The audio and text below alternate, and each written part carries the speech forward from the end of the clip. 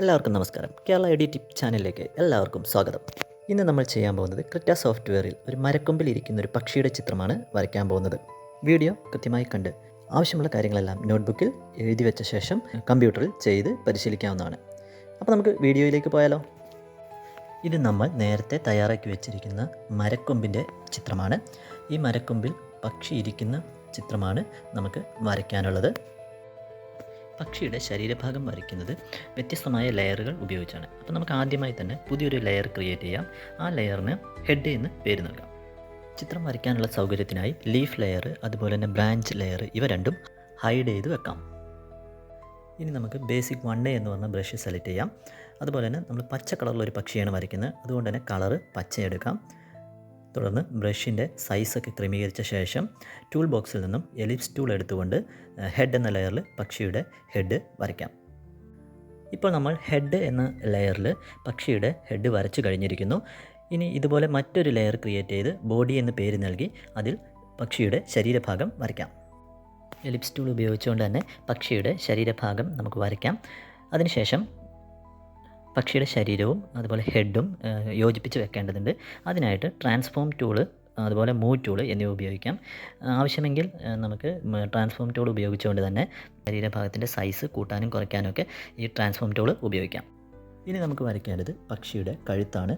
കഴുത്ത് നമ്മൾ വരയ്ക്കുന്നത് ഹെഡ് എന്ന ലെയറിലാണ്, അതുകൊണ്ട് തന്നെ ഹെഡ് എന്ന ലെയർ സെലക്ട് ചെയ്യുക. ബ്രഷിൻ്റെ സൈസൊക്കെ ഒന്ന് കുറച്ചിട്ട് ബേസിയർ കർവ് ടൂൾ ഉപയോഗിച്ചുകൊണ്ട് കൃത്യമായ രീതിയിൽ കഴുത്ത് വരയ്ക്കുക. അപ്പോൾ വരയ്ക്കാൻ സൗകര്യത്തിന് വേണ്ടി നമുക്ക് ചിത്രം ഒന്ന് സൂം ചെയ്ത് വെക്കാവുന്നതാണ്. സൂം ചെയ്യാനായിട്ട് മൗസിൻ്റെ വീലൊന്ന് തിരിച്ചു കഴിയുമ്പോൾ കൃത്യമായി സൂം ആയിക്കോളും. ഇപ്പോൾ പക്ഷിയുടെ കഴുത്ത് നമ്മൾ വരച്ചു കഴിഞ്ഞു. ഇനി എറേസ് ടൂൾ ഉപയോഗിച്ചുകൊണ്ട് നമുക്ക് ആവശ്യമില്ലാത്ത ഭാഗങ്ങളൊക്കെ ഒന്ന് മായ്ച്ച് കളയാം. എറേസ് ടൂൾ ക്ലിക്ക് ചെയ്ത ശേഷം ഫ്രീ ഹാൻഡ് ബ്രഷ് ടൂളും കൂടെ എടുത്തു കഴിഞ്ഞാൽ മാത്രമേ നമുക്ക് എറേസ് ടൂൾ ആക്റ്റീവായിട്ട് കിട്ടുകയുള്ളൂ. അതോടൊപ്പം തന്നെ ബ്രഷിൻ്റെ സൈസും കുറച്ചൊന്ന് കൂട്ടി കൊടുക്കാം. കൃത്യമായ രീതിയിൽ ഗ്യാപ്പൊന്നും വരാത്ത രൂപത്തിൽ വേണം മായ്ച്ച് എടുക്കാൻ. ആവശ്യമെങ്കിൽ ബോഡി ലെയർ ഹൈഡ് ചെയ്ത് വെച്ചിട്ട് വേണമെങ്കിലും ഈ പ്രവർത്തനം ചെയ്യാവുന്നതാണ്. ഇനി ഇതുപോലെ തന്നെ ബോഡി ലെയറിൽ പക്ഷിയുടെ ചിറകിൻ്റെ അടിവശവും വരയ്ക്കാം. എറേസ് ടൂൾ ആക്റ്റീവ് ആയിരിക്കും. ആ എറേസ് ടൂൾ ഡീആക്ടിവേറ്റ് ചെയ്തിട്ട് വേണം വരച്ചു തുടങ്ങാൻ. എന്നാൽ മാത്രമേ നമ്മൾ വരയ്ക്കുന്ന വര ചിത്രത്തിൽ വരികയുള്ളൂ. അതുപോലെ ബ്രഷിൻ്റെ സൈസും ഒന്ന് കുറയ്ക്കണം വരയ്ക്കേണ്ടത്. ചിറകിൻ്റെ അടിവശവും ഇപ്പോൾ വരച്ചു കഴിഞ്ഞിരിക്കുന്നു. ഇനി എറേസ് ടൂൾ ഉപയോഗിച്ചുകൊണ്ട് ആവശ്യമില്ലാത്ത ഭാഗങ്ങൾ നമുക്ക് മായ്ച്ച് കളയാവുന്നതാണ്. ചിറക് വരച്ച ശേഷം ബോഡി ലെയറിൽ തന്നെ പക്ഷിയുടെ വാലുകൂടി വരച്ച് ചേർക്കാണ്.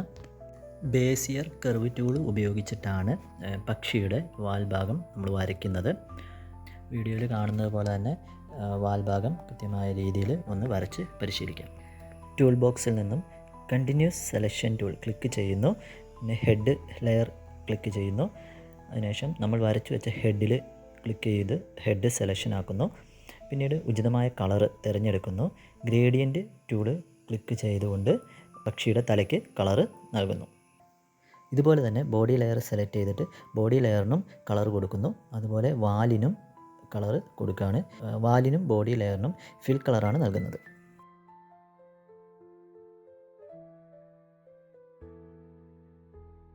ഇപ്പോൾ നമ്മൾ പക്ഷിയുടെ ഏകദേശ ഭാഗങ്ങളെല്ലാം വരച്ച് കഴിഞ്ഞിട്ടുണ്ട്. ഇപ്പോൾ വാൽഭാഗം സെലക്ട് ആയിട്ടാണ് നിൽക്കുന്നത്.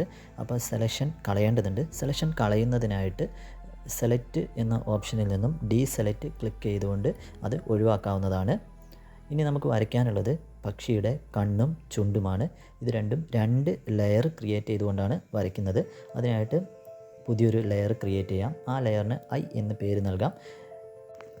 എലിപ്സ് ടൂൾ സെലക്ട് ചെയ്ത ശേഷം ബ്രഷിൻ്റെ സൈസൊക്കെ കുറച്ച് ബ്ലാക്ക് കളർ ഉപയോഗിച്ച് ഒരു സർക്കിൾ കണ്ണിൻ്റെ ഭാഗത്തിനായിട്ട് വരച്ച് ചേർക്കാം.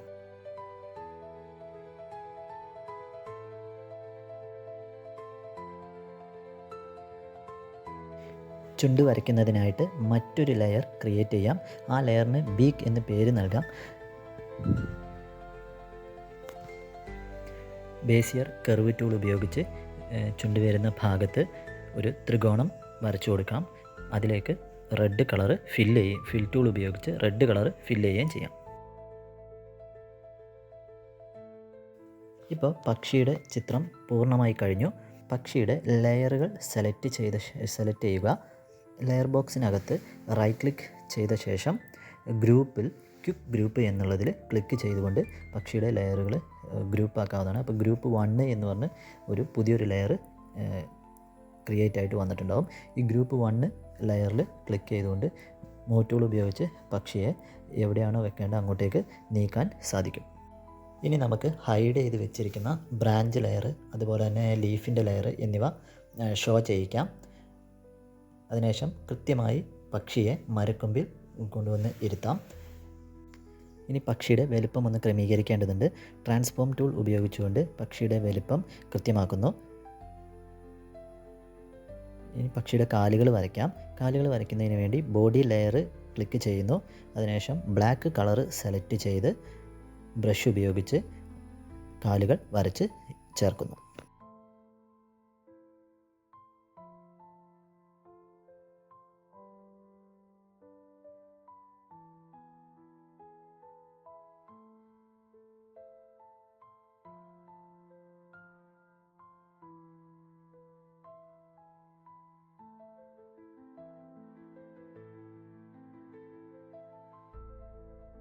നമ്മുടെ ചിത്രം മുഴുവനായും പൂർത്തിയായിട്ടുണ്ട്.